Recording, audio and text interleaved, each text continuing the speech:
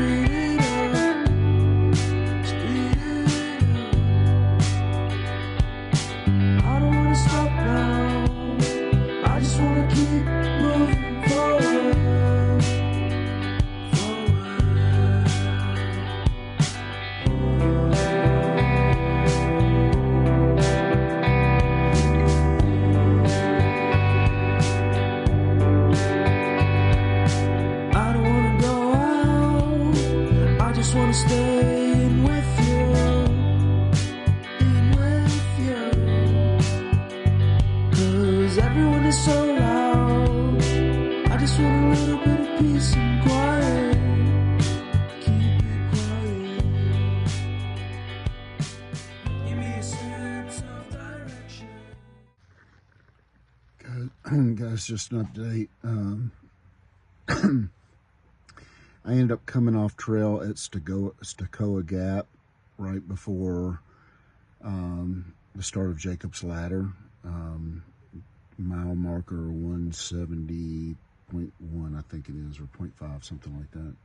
A little over 170 miles. As I alluded to earlier at the start of this morning, last night was a rough night for me. I was not able to go to the bathroom, and that didn't get any better today. Was not able to do that. I just assumed at my age it was probably my prostate flaring up, but everybody around me seems to think that maybe I'm trying to pass a stone. I've been in excruciating pain the entire day.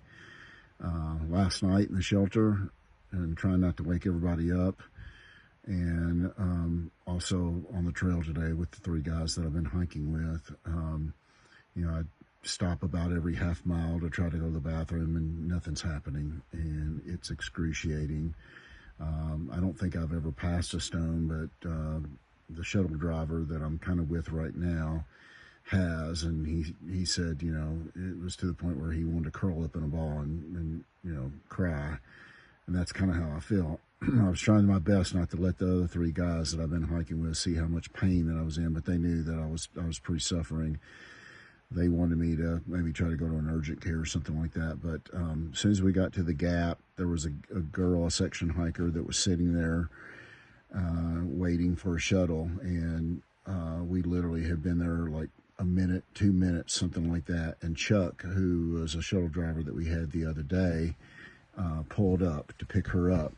So we knew him, and I said, is there any way that I could jump in the car with her and go into town? So he's right now, I don't know if you can see this, there's a blowdown across the road. We dropped the one girl off at the knock, and then he's picking up some section hikers now, and he's taking them back to Franklin. I believe that's correct. And he's going to take me back to Franklin as well, where I'm going to try to get a hotel room. I think he said these guys were staying at the Hampton Inn, so I think I'm going to try to maybe get a room at the Hampton Inn and hydrate like crazy and see if I can pass presumably a stone. I don't know what I'm going to do. I'm in awful pain, awful. This is kind of the worst thing I've seen, so I'm not going to make any decisions right now. I'm going to just try to see what happens. I hate that I've gotten separated from the 3 guys that I've been hiking with. I really had enjoyed hiking with them, and you know, they were saying really nice positive things, you know, and I know, you know, nothing's off the table right now, but you know, guess the options are see if I can get this thing to pass and get back out on trail. If it doesn't get any better, I looked, I think I'm probably about 5 hours from home, and I may try to rent a car and go home if things don't get better. I really don't want to go to the hospital here in, you know, small town somewhere else, you know, outside of where I live. So anyway, that's just the update. I'll try to update you a little bit later from the hotel. Hopefully these guys, the shuttle driver had to walk up the gravel road and is hopefully meeting them. So I've been having to wait to him. I don't have any water and no way of hydrating right now. I'm just sitting here waiting. And anyway, I'll try to give you an update a little bit later, but that's it for now.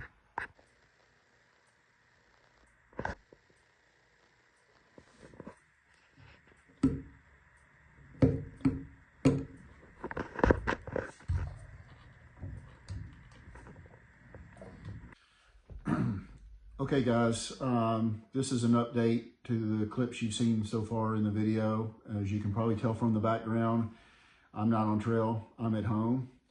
So you know how I have my ramble of the day. Well, this is gonna be the ramble of all rambles. I'm gonna try to update you with as much information as I possibly can, probably too much information. I'm sure there's gonna be some that watch this video and say, TMI, too much information, but as I've said in previous videos about me, that for those that don't know me, I don't have any secrets. It's how I go through my life. It's how I sleep at night. I am a stream of consciousness, and so I tell just about everything there is to tell about me within reason. And one of the reasons why I'm probably going to do this the way that I am is that I want people to kind of see exactly what's happened with me, because I think I owe it to you guys to know what's going on, but also be as detailed as I can, because if in some ways it helps another person that maybe experiences something similar, whether it's good, bad, or indifferent in the decisions I made that got me to the point that I'm at here today, or going forward, that's for you to decide. I'm sure there are going to be lots of people that want to comment about what I did or what I'm doing. Feel free to put them in the comments if you like. It's not going to change anything. And, you know, I'll probably read them. I probably won't respond, but just keep in mind, you know, the situation is what it is at this point. But I'll try to be as detailed and graphic, probably too graphic for some folks, as to what was going on with me and how we got to this point and where I kind of see things going forward. So I'm going to backtrack a little bit here, but if you didn't already know, I think most people knew this, but my videos have been delayed 2 weeks. So whenever you're watching a daily video, wherever you saw me on trail, that's where I was 2 weeks previous to that. Today is March 31st. This video that you're watching now was to stay in the timeline of my daily videos scheduled to air April 1st. And so this is the afternoon of March 31st. I've tried to wait till the very last minute to kind of somewhat record this because I wanted to give as much of an accurate detail of where I am with my situation as I could. So I'm going to backtrack a little bit to my last full day on trail, which would have been day 16, I believe, which, if you recall, was the day that we went into the knock, and, or actually the day 17, I believe that's correct, was the day that we went into the knock. We hiked a little bit that morning, went to the knock, took care of all of our stuff, and ate lunch at the restaurant there, and then didn't hit the trail until that afternoon. Our original plan was to go about 4 miles to a campsite that we thought had spots for 4 tents. Didn't have enough spot for really 1 tent, much less 4. So we knew we were going to have to hike to the next shelter, which was probably about another 5 miles from there. And of course, it was already starting to get late in the afternoon. Temperatures were starting to drop. So we jumped on our horses and took off. I think I included it in the clip in there, but we got to this really beautiful overlook, which just beautiful scenery in the mountains and everything. And the other guys I was with, they kind of stopped to take a break, took their packs off, get some water and stuff. And as I was recording that clip of the beautiful overlook, I started to shiver a little bit, started to shake. Didn't recognize it at the time, but maybe that was a little bit of a precursor for what was going on with me. But I was a little concerned that maybe I had a little bit of pre-hypothermia coming on. So I told the boys, I said, I'm going to keep moving. I'm going to go ahead and go on, and I'll see you up trail or at the shelter. And as it turned out, as I went on, I started to shiver a couple more times to the point where it was starting to get in my head a little bit about potentially pre-hypothermia. So I shot off like a rocket, and I got to the shelter probably 45 minutes prior to them. When we got there, as I think I talked about in that previous video, there were really no tent sites. There was a few there was maybe 1 tent out, and the rest were hammocks. If you saw in the background of the video, everything was like at a 45-degree angle there around the shelter. And there were already quite a few people at the shelter. So I immediately thought I need to get a spot here before it gets to the point where I won't have a spot in the shelter. So I got a place in the upper bunk area. It was a 2-level shelter. I think it was Sassafras Gap Shelter, if I remember correctly. But I had forgotten that I had eaten. I went back and watched that video from the day and on my closeout, and I did eat dinner. I don't remember not being able to go to the bathroom at that point. I think that would have been a red flag for me even then, but I don't remember that. So I'm assuming that I used the bathroom like normal. But I got in the shelter and got ready to prepare for the night, maybe edited a little bit of video, but got ready to hunker down and try to get some sleep that night and get warm. Now, some people probably know this, but at night when it gets dark, it's what we call hiker midnight out on trail, and people go to sleep. Now, most of the time, I don't even stay in a shelter once prior to that, but most times I'm in my tent. And, if you can't sleep or you want to mess around on your phone, it's one thing to kind of do that in your tent. You can kind of get away with that. But particularly when you're in a shelter with other people, when it's lights out, you try to be respectful and try not to make noise as much as you can and try not to distract people, because people will be trying to sleep. So at that point, and probably also worth mentioning, it's pretty common for most men my age to have what we call a pee bottle. So normally when I'm sleeping in my tent, if I've got to go to the bathroom in the middle of the night, which is common for older guys, I have a collapsible pee bottle. It's a collapsible water bottle with a large opening screw top on it. And when I'm in my tent in the middle of the night, if I have to go to the bathroom, I can just turn my headlamp on, get up on my knees and do my business in my tent. It keeps me from having to get outside the tent, especially if the weather's bad or have to worry about dealing with Smokey Bear or whatever, and so that's pretty common. This night I had my collapsible pee bottle next to me in the shelter because I thought, there's probably a chance in the middle of the night I'm going to go to the bathroom. So sure enough, probably, I don't know the exact time, but probably about 9:30 or 10, after it's been dark for a while, I felt this strong urge that I needed to go to the bathroom. And again, I apologize if my graphic depiction of all this is too much information for folks, but I just want to give a real good account of it. At that point, I've got a headlamp that's got a red light and a white light. White light's very bright, but the red light, and the best way I can describe this for folks that don't know, it's probably like night vision goggles that the military uses. It's not as distracting, especially when you're in a shelter and you don't want to disturb others around you. You always use your red lamp. It refracts the light. It allows you to see kind of what you're doing without being as distracting to those around you. So I got up on my knees, turned my red lamp on, and got my bottle and tried to do my business. And unfortunately, nothing was happening, like nothing. And it was a little disturbing, and I was a little uncomfortable at that point, like I need to go to the bathroom. But I thought, well, I'm just dehydrated or whatever. I'm going to try to lay back down and go to sleep. I never went to sleep that night, by the way. And as each passing hour, half hour went on, this sense of me needing to go to the bathroom got more and more uncomfortable. I would use the word borderline painful, but given what I know now of what pain was to come, it really was not all that painful, because believe me, as the days went on, pain ensued. But I could not go to sleep, and every half hour to hour I was up trying to make things happen. Nothing was happening at all.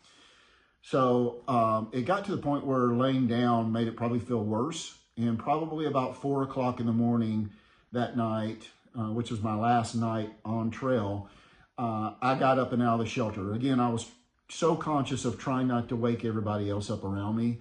I got up out of the shelter and I basically paced back and forth from the shelter to the privy, which was probably 50 to 75 yards away from the shelter, just back and forth in the dark by myself. One of the guys that was in my hiking group, of the three of the guys, one of them was always an early riser. He was always the first one to kind of get up. So he probably got up about 6 o'clock in the morning with his poop kit to go to the privy to do his business, and still dark at that point in time. And he sees me and he says, "Dude, what are you doing?" And I said, "I don't know. I'm delirious. I've had no sleep. I've been in excruciating pain, and I can't go to the bathroom." At that point, the option was really only hiking out. We're in the middle of nowhere, Appalachia, North Carolina, and the nearest gap, which ended up being where I ended up getting off trail, was Toccoa Gap, which I think was probably 6 or 7 miles, which meant, I was going to have to hike it out to get to where I could potentially maybe get to town somewhere. So that morning, it took everything. When daylight came, it took everything I had to pack my backpack up, and we started off on our hike. It was a strenuous hike to begin with, on a normal day to begin with, but given my circumstances, it was awful. I tried to stop probably every half hour or half mile to every mile to relieve myself, and nothing was happening. A trickle at best. It was excruciatingly painful, and I was doing everything I could not to let the other guys that were with me, kind of a guy thing, I don't know, I'm one of those old school guys, but I was doing everything that I could not to let them see exactly how much discomfort and pain I was in.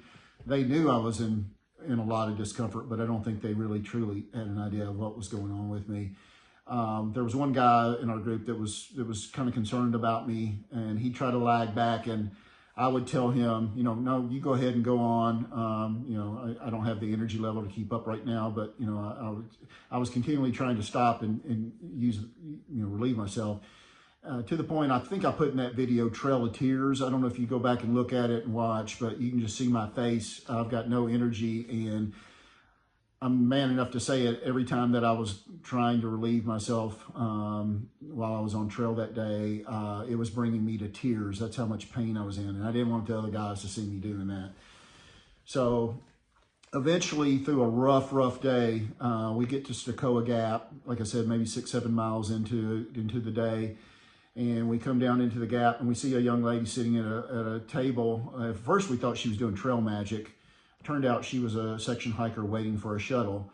And we hadn't been there but literally 2 minutes, and a shuttle driver stopped to pick her up, which was a guy named Chuck, who we had used probably a week or two earlier, about a week earlier, I guess. He lived in Franklin, North Carolina. In fact, that's where we had kind of used him. And so as soon as I saw him, I went over to him and I said, listen, I've got this medical situation going on. I've got to get into town. Can I jump in the shuttle with you, with her? And he said, sure. He said, I've got to take this young lady back to the NOC. He said, and then I've got to go pick up 2 section hikers a ways off. It's going to be a little while on them. But eventually they're going back to Franklin, North Carolina, where he lived. He said, I'm taking them to Franklin, North Carolina. They're staying at a Hampton Inn, and I can take you back there or wherever you need me to take you in Franklin. And I said, awesome, great. Now, to preface the story a little bit, one of the guys that I was hiking with had a buddy who had just recently had to pass stones, kidney stones.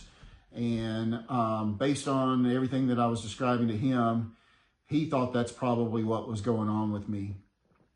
Chuck, the shuttle driver, in talking to him and telling him what was going on with me, he had also himself passed kidney stones. And I think I mentioned that in that clip when I was sitting in the shuttle car with him, or waiting on him. He said his experience was so painful that he felt like he needed to crawl up into a ball and cry. That's how much pain I was in. So he was pretty much convinced on what I was saying, that I had stones. Eventually, when we got the 2 section hikers that he had gone to pick up, which they were 45 minutes late, and the whole ordeal in the car ended up being close to 4 hours of me being in agony before we got to the hotel.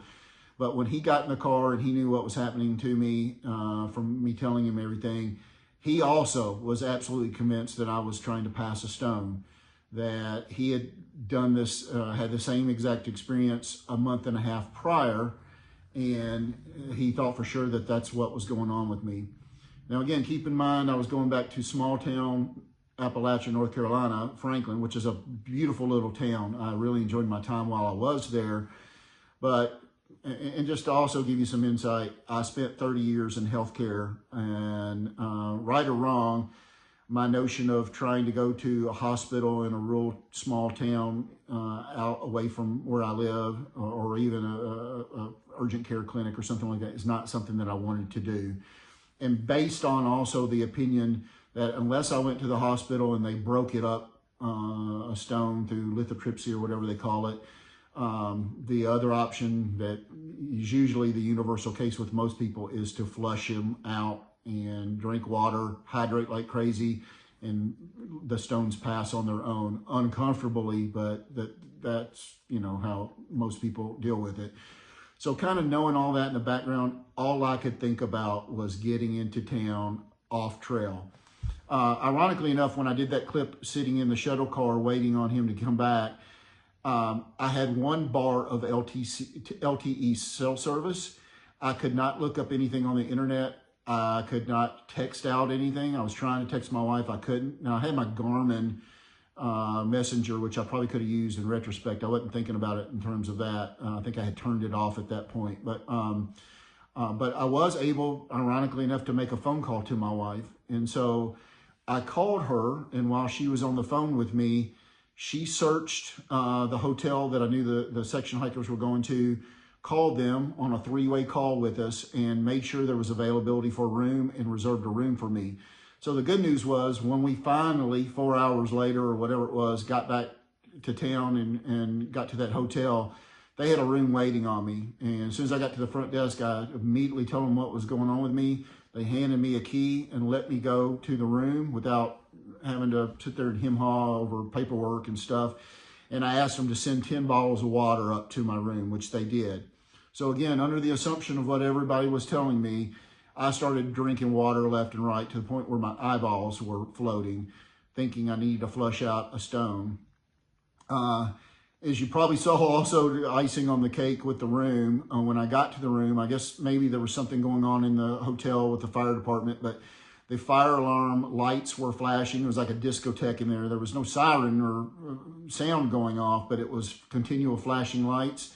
and there was no running water. The sink, the bathtub, the shower, nothing was working. That was another thing. At this point, I think I had gone close to 10 days, 10 days. It was over a week since I had had a shower, grimy, and, you know, along with getting in a bed and trying to lay down and get comfortable, you know, the obvious was trying to relieve myself and go to the bathroom. But along with trying to get in a bed, you know, a nice hot shower to relax myself would have been nice, but you know, that wasn't happening because of the icing on the cake of the day that I had had. It was the day from hell. So as it turned out, although I was having extreme difficulty getting myself to go to the bathroom on normal circumstances, when I laid down, the unfortunate part for me was I was basically uncontrollably leaking all over myself. Wasn't a stream, but it was a leak to the point where I was going through all the clothes I had. I was using every towel, every washcloth in the hotel room, plastic bags from trash bags to put down on the bed to try to keep it from getting soaked. It was awful. I uncontrollably could not stop the leaking when laying down. However, when I went to the bathroom to try to make something happen on my own, really nothing was happening.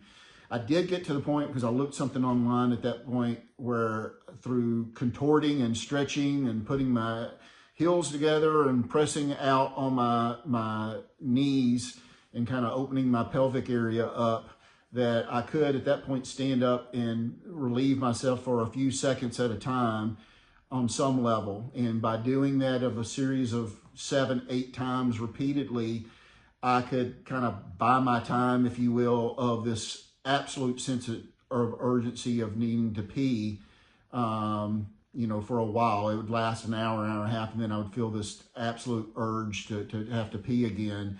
And even though I was able to do that, it didn't stop the leaking aspect. It was probably about 8 o'clock my time, Eastern time zone in North Carolina. I happen to live in the Central time zone here. So it was about 7 o'clock that time at night. I was talking to my wife, and God bless her soul, she said, "I'm getting in the car and I'm coming." And so she drove through the night, and she got to the hotel in Franklin, North Carolina at about 1 o'clock in the morning, North Carolina time. And a sidebar note, but my wife had had a bad head injury many years ago, maybe 15 years ago. She's fine from that. But ever since then, and the surgery she had at that time, she's had a very decreased sense of smell. She can smell, but not as strong as a normal person has a sense of smell. And with that being said, I had left had the hotel have a room key for her at the front desk, so that way when she got there, she could get the room key and come straight to the room. She said when she opened the door, the waft of the smell was so strong that even she could, like, this is awful. So if that gives you a sense of the kind of night that I was experiencing, I was popping Advil like crazy to help with the pain, and I was absolutely exhausted from the hike and the fact that I had had no sleep and the toll that it was taking on my body to begin with, that I could intermittently get an hour to 2 hours of sleep at a time, all while leaking on myself all over the place. But I could at least get a couple hours of sleep at a time. I made it through the night somehow, and she wanted me to go to the hospital, by the way, but given everything that I was thinking was going on and me not really wanting to go to a small town hospital, I did not. When daybreak hit, she went out and went to a Walgreens or grocery store or whatever and bought me men's adult diapers. Again, too much information, but I just want to paint not an over-the-top picture of what was going on. I'm not sugarcoating it. I just want to put it out there what this whole experience was like. And as soon as she got back, it took everything I could to pack my backpack back up, and we got in the car. I laid in the back seat, as uncomfortable as it was, and we drove home for 5 hours. Upon getting home, I called the urologist who I had used for a procedure many years prior, and to get in to see him. But it was going to be a couple of days before I could get in to see him. All while in the back of my mind thinking that this was probably a stone that I was trying to pass, and that it was just going to have to kind of take its course, as uncomfortable and awful as it was. Again, during this time period before seeing the doctor, through stretching, contorting, I could somewhat relieve myself, but still a tremendous amount of pain. As the days went on, the pain got better. So I'm going to fast forward to me getting to go see the doctor. The morning of going to see the specialist, the urologist, was the first time that I was able to go to the bathroom on my own without contorting. By no means was I able to completely empty my bladder, but I was able to, you know, like most men, stand and do things on my own without going through this crazy process of trying to relieve myself. After getting in and providing a urinalysis and then talking to the doctor, it was determined, number one, it wasn't stones that I was trying to pass, and I did not have prostate cancer. If you remember from that first part of that first day when I was having the problems, my initial gut hunch, just being at my age, was that it was my prostate.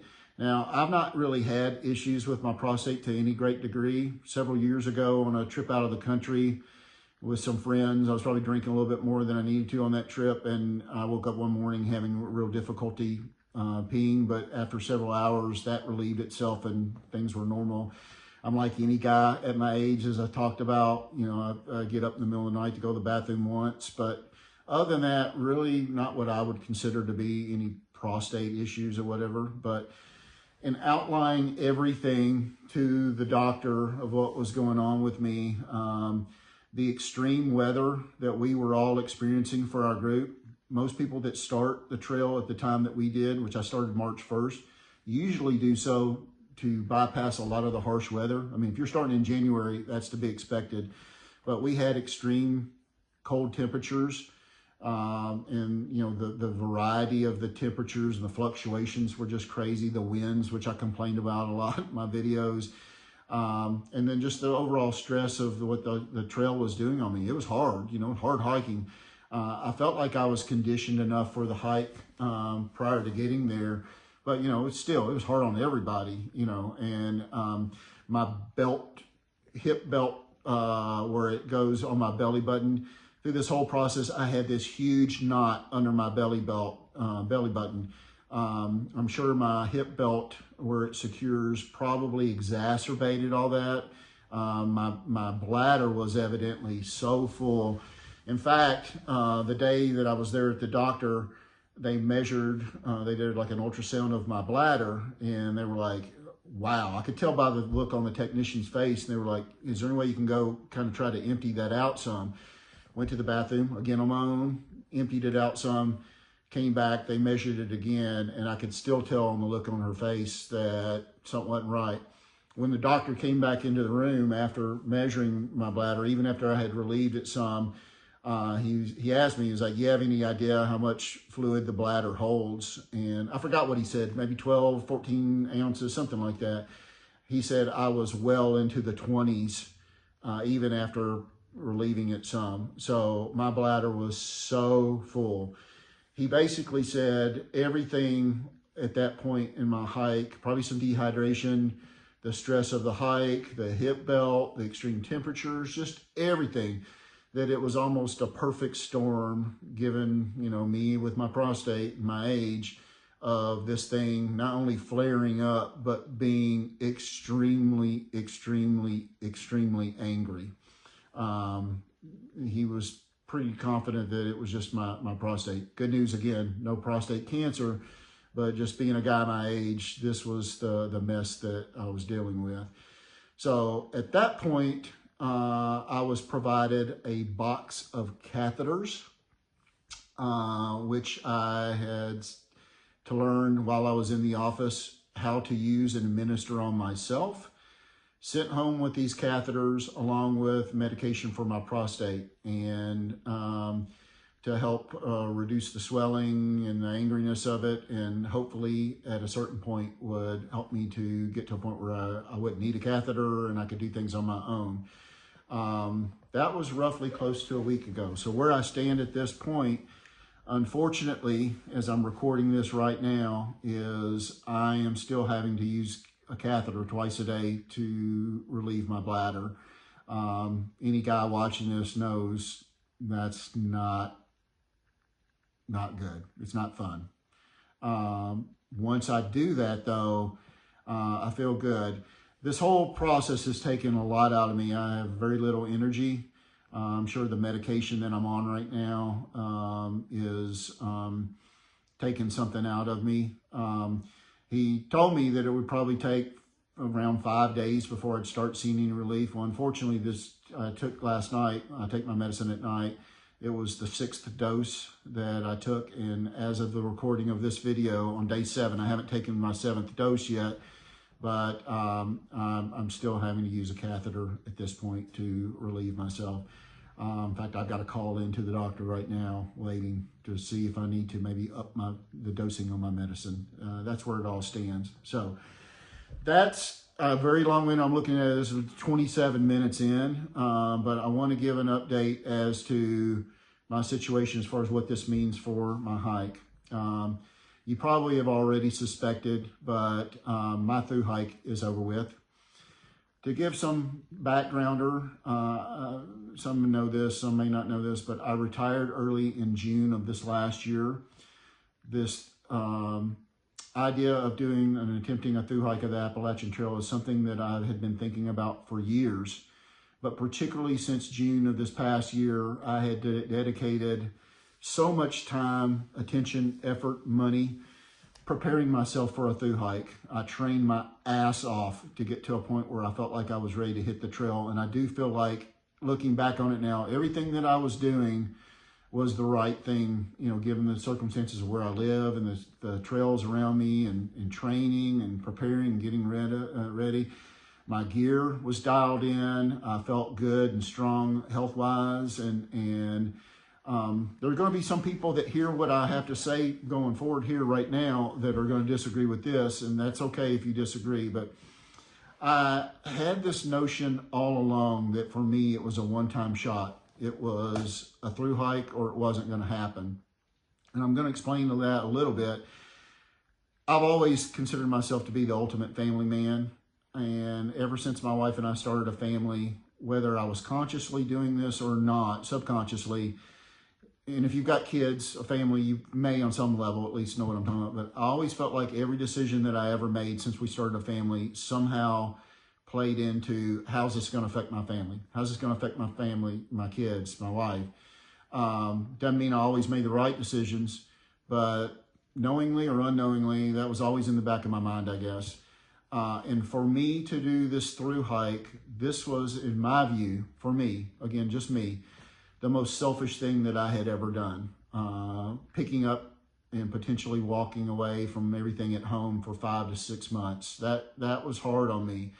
And I think I also alluded to the fact that my wife had had a health situation over the last couple of years that was life-changing for us as a family in a lot of ways, but she was in and is in a good spot, and it was through her encouragement, knowing how much I wanted to do this, that go out, I'm in good shape now, go do it. And so the timing was right, but always I felt like this was a one-time shot for me because of how I felt so strongly about leaving the family for such a big point in time.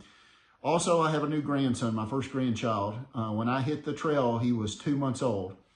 And I guess in some ways justifying to myself, I thought, you know, he's such a young age right now that I'm going to miss stuff.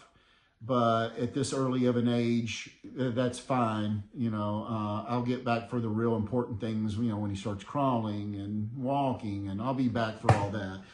Well, given everything, the way things are laying out, and you know, my wife and I and the family have a trip planned to Europe in the fall, there was enough time built in for me to do a Thru-Hike and not have to be worried as much about time constraints.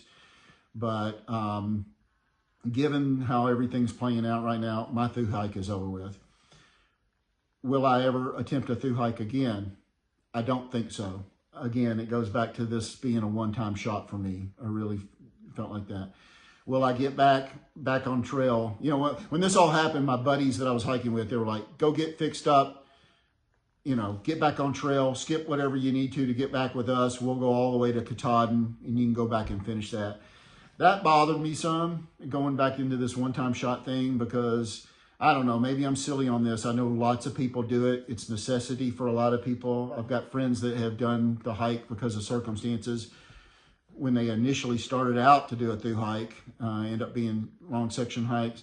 But the idea of me touching that sign at Katahdin, knowing I still had to go back and do a couple 100 miles or whatever it would have ended up being, would have been so hollow for me that I just don't know that I could do that. Will I get back out and section hike, finish the trail off in its entirety as section hikes over a period of time? I know people that have done that. An incredible accomplishment. I don't really honestly view it too much different than doing a Thru-Hike, just it's not in a calendar year.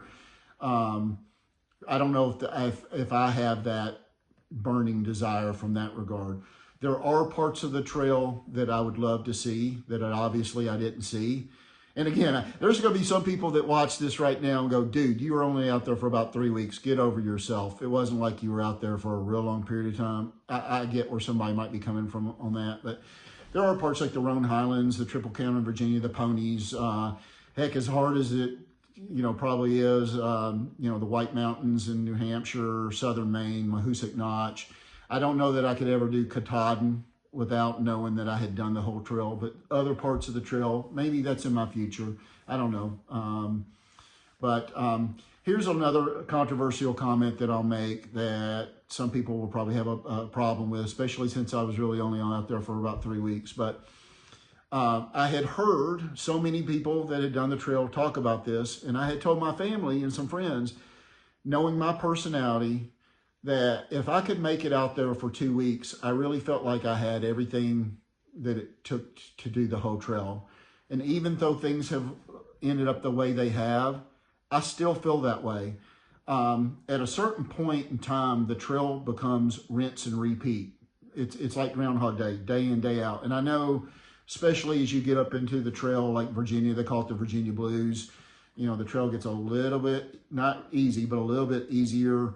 The days are longer, you can put in bigger mileage, but at that point in time, you start questioning, because it is day in, day out, the same thing. It's kind of like, what am I doing this for? What do I have to prove to anybody? At that point, you kind of know you can do it. And I felt like the 2 week mark for me still holds true. Even though this situation, which I never thought was going to happen, took me off trail and I guess has ended my hike. I still feel like I had what it took from a physical standpoint to do the trail. And at that point, learning how to navigate the trail and come off trail and resupply and all that, again, rinse and repeat day after day. I really feel like I had what it took. I talked in my videos about the first couple of weeks hiking pretty much by myself. The timing of finding the 3 guys that I ended up hiking with at the end was perfect for me. I found that so much more enjoyable. I was not homesick. I felt good about my family back home.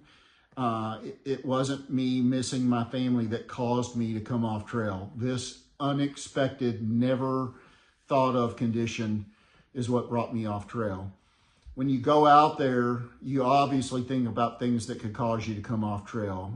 A physical injury, blowing out a knee, a hip, an ankle, falling, break an arm, a leg, even more of a short-term thing, like, giardia or norovirus or whatever, which is usually more temporary, but, or a person my age, God forbid, a heart attack or something. But what happened to me and not really having any issues to any great degree with that in the past, that just never crossed my mind. This has been a whirlwind. It's taken a lot out of me. And I have promised you, I have run every scenario through for me on what this means going forward. But I am at peace with the decisions I'm making. Now my only concern is obviously getting back to normalcy with my health. And as I stated at the recording of this, right now that's still a little bit work in progress. So for all of you guys that have been following the positive comments, the ones that don't know me, not a family or friend, and you just were following me because you were into AT videos and came across my videos, I hope that you have enjoyed these videos. I hope you've gotten something out of them. And like I said, maybe you learned from what I went through on this, good, bad, and indifferent. But thank you for tuning in on a daily basis if that's what you've been doing, and especially those that have been following from the beginning. I know it was a short window, but I have a lifetime of memories now from my time on the AT, obviously through these YouTube videos, going back and watching, and I've been watching a few. As hard as it's been for me, I've been going back and watching, and you know, I will have memories. Just a great situation. If you've ever contemplated doing the AT, whether it's just you know, a little bit of stretch on it or trying to do an attempt at Thru-Hike, do it.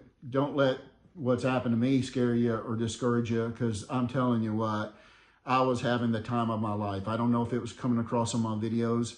Some of my closest friends and my wife, I'm getting emotional here, but they said they could tell how much fun I was having out on trail. And to the guys that I ended up finishing my hike up with, the 3 guys, you know, they were so accepting of me. I'm staying in touch with them. You know, as I'm recording this, to my knowledge, they're still all 3 together. They're pushing north. And I said it in one of my videos. I felt like one of the reasons why although I was a little concerned at first about some of the mileage they were doing, the camaraderie that I was getting from them, the acceptance that I was getting from them, and I felt like I knew they were going all the way to Katahdin, and that was important to me. I'm cheering them on. If and when they send me that picture of them touching that sign at Katahdin, and I hope they're able to do it and do it together, I will not be sad. In fact, I will be their biggest cheerleaders and happy for them. There's a couple other younger guys that I am still staying in touch with that I hiked with earlier, and you know, they're checking in on me. But especially the 3 guys that I finished up with, to Wayne, Jeremy, and Jay. Have I told you guys how much I love you lately? That's an inside joke that they'll get. But thank you, everyone. I appreciate, sorry for this ramble of all rambles. I'm watching this, and this last clip's like 38, 39 minutes. But God bless you all. Happy trails to you all. Get out, hike. It's good for you. Don't let this scare you. But I'm going to be okay. I won't be making any more videos. Even if I get out on the AT again in the future, I don't think I'll be publishing any more YouTube videos. I'm never going to say never. I'm not going to close the door on anything, but my Thru-Hike for this year is over with, and I really don't think that I will attempt another Thru-Hike, but that's where everything stands. Thank you all for being here. I hope you got something out of this, and as I always say, I love you.